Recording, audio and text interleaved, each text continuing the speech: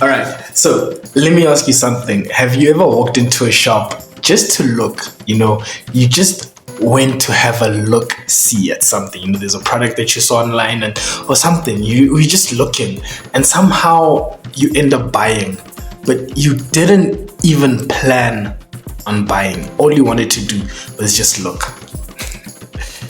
Yeah, we've all done it, and that's the crazy part, right? The crazy thing is that the decision usually happens in seconds, right? Product, but because something in your brain triggered you to buy. Hi guys, how's it? My name is Juice and welcome to episode 4 of Getting Started with Sales. And today we are going to discuss the psychology of the buyer. Now, quick recap, right? So if you've been following the series and we've been building the game up step by step, right? So in episode 1, we talked about what really a sale is. What is a sale? And then episode 2, we introduced the C principle, which is smile, eye contact, energy, excitement, right? That thing that you use to get that pitch. And then number 3, obviously, we talked about what happens after you say hello, how to sync the customer and how to get the customer interested in, obviously, your pitch and what you're selling to the customer. So today we go deeper into how to actually understand their psychology and how it works. Yeah, I know guys, it's time for a haircut, eh? So today we go deeper because the best salespersons, right, understand that you don't just sell products. They understand people. You don't need to understand only the product. Knowing the product and selling the product is two different things. There's product knowledge and then there's selling, right? So it doesn't matter how good you are a salesman. You can know the product in and out, but if you don't understand people, be able to sell it. So here's something that most people in sales don't realize. Customers don't buy because you talked a lot. No, it's not because you were talking a lot. They buy because something inside their mind says like, yeah, wait, I want this. I want this. So today we're going to talk about what that thing is called. What triggers that thing to just come into a client's mind or a person's mind to make, what?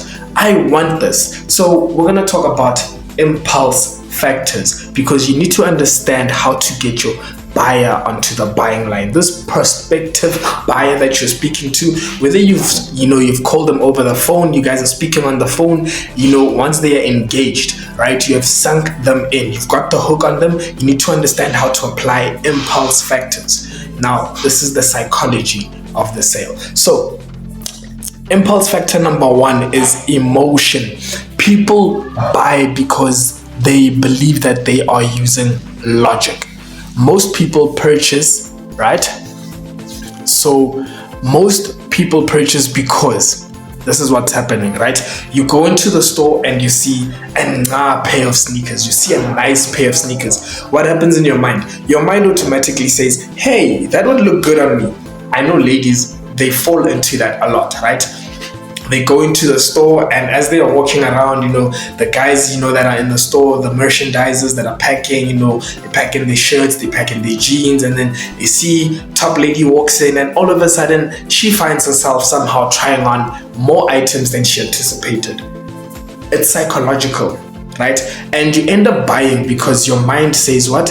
This looks fire on me, right? This looks nice on me. It's just like when you're driving, right? Not when you're driving, but how you perceive cars. You see someone drives a GTI.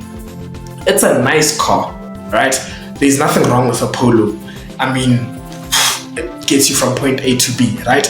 Not that I'm shining the brand or anything like that, but there's nothing wrong with that car. So you see somebody driving a car.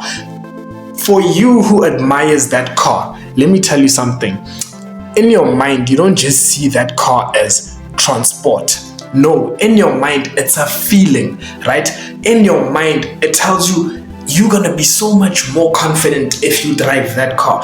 And that guy that you see in the car, they are confident as well. You can see that they feel, you can see that confidence. You can see it says, I've got status. Nyana, you know, that car gives you status, you know, plus, you know, amongst us, you know, the youth, young, black, you know, when you have a car, they take you as brother, almost serious, like you are serious with your life, things are going well, right? Because you got a car. So people see it as a symbol of success. It gives them that emotion that says, if I have a car, I'm successful, right?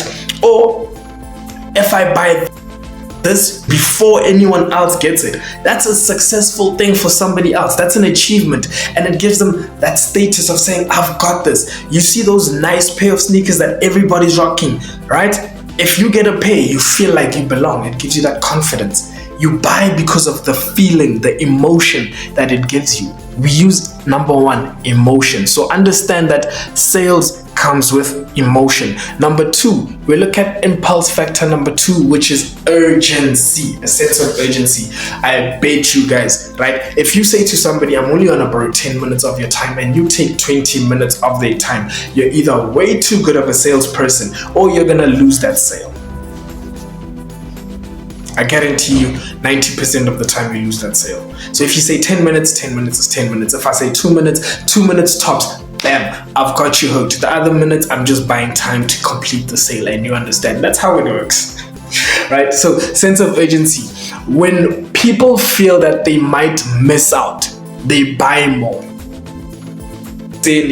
We wake up, it's a rush hour, everybody's going where they're going. If there's only one person in the whole street selling amagwenya or selling cakes or whatever it may be that people need for breakfast that they couldn't have when they were leaving, believe me, that person is gonna sell out. Not because of the fact that no, urgency. People are buying because of what? It's urgent. They need to get going. So people buy out because they feel like they're gonna miss out. That's why you see there are so many taxis on a taxi, but these areas whereby if you miss the taxi, you have missed it, right? And it's always going to be full. It's just urgency, right? But this is not about the taxi. Let's go back to the point of sales. So you buy something because you don't want to miss out. It's called FOMO, fear of missing out. So for example, when you see a sign that says sale ends today, or 70% discount, or 50% discount, flash sale.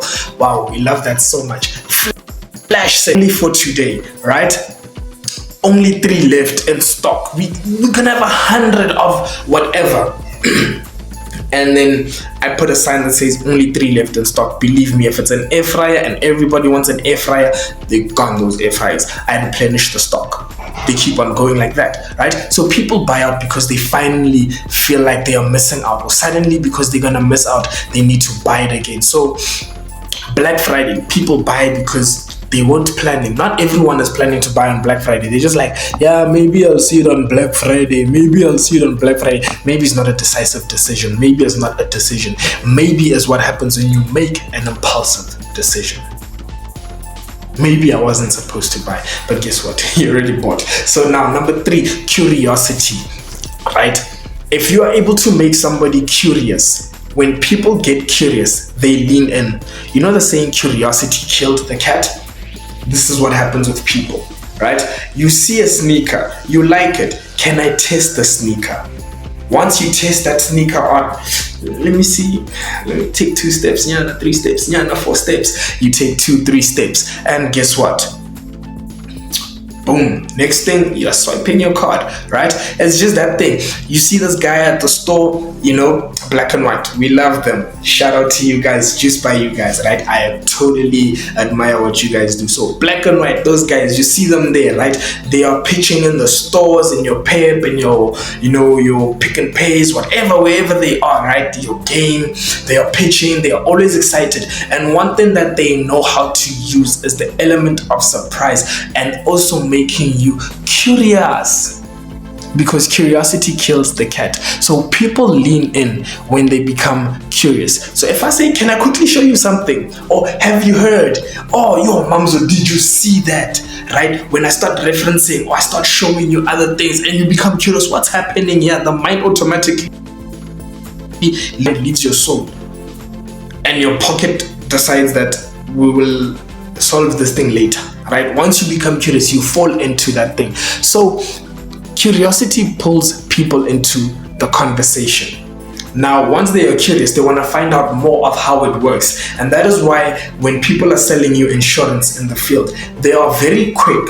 2 minutes, 2 minutes, 2 minutes are done, and 5 minutes it's, hi, how are you? I'm good. Welcome to the store. Today we're spoiling everyone that's walking in. Bam, with a smile, high five. They're curious. They are making you so curious. You want to find out what are they spoiling people with. Next thing, there's a person who's taking a picture. Next thing, there's a person there who's smiling. Yay. Next thing, bye bye. They are so excited. They are talking to you. It's not that all of them are talking fast. Some of them don't even talk fast. Some of them talk so nice. They've got you curious, and they're able to break down a product to you and summarize a product. If I sell you something in summaries, you're curious, because when you get home, you want to actually find out more for yourself how that thing works. And that's what happens with insurance. That's why there's so many people who get so many cancellations when it comes to policies. It's not that the product wasn't explained. The product was explained, but the product wise, and I was curious to find out how it works, and I ended up signing up for it, and then when I finally got my documents, this is not what I was expecting. Curiosity. Anyway, let's go to impulse factor number 4, which is value. So when people feel that they are getting more than what they're expecting, right, their brain says, that's a good deal. Example, right? This is how most people got clothing accounts. You walked into the store, right? And they just said, hi, how are you? Welcome. My name is, with a big smile and a lot of energy. And they were like, did you hear today? As you can see up there, right, we've got our black card that we're spoiling everybody with, and I just want to let you know that today you could be one of 5 customers who could be getting spoiled, with so much more. Guess what? If you're spending over 500 Rand today, you could qualify to get our card. And that means that today your shopping is free. But then anyway, if you qualify, it means that you buy now and pay it back later. What? Did you hear what I did there? That's a whole page, right? Buy now, pay back later. You get it for free. You didn't hear that for free part. You heard buy now, pay later. Spending 500, you could qualify. You are gone. Right, you are gone. So anyway, the mind says it's a good deal. So see, you are spending 500, and then I could qualify for this card, and with this card I can buy, because I'm going to get buying power of up to 5,000 Rand. Okay, your mind calculates 500 Rand, good deal. But do I have to do any conditions? 100 Rand a month. Okay, cool. You see those calculations, you can't even hear me, the things that I'm saying. It's because why? That's how it works in your mind. You are so excited about that deal because you feel that you are getting value for your money. You're gonna spend more, but today you're gonna pay less.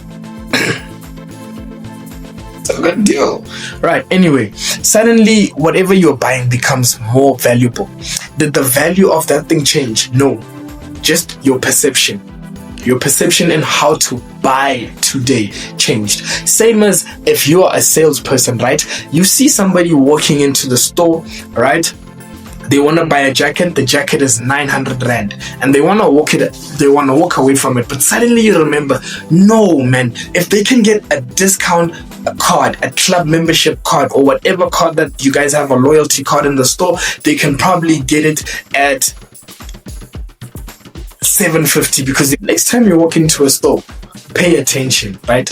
You will start to see everything just falling into place.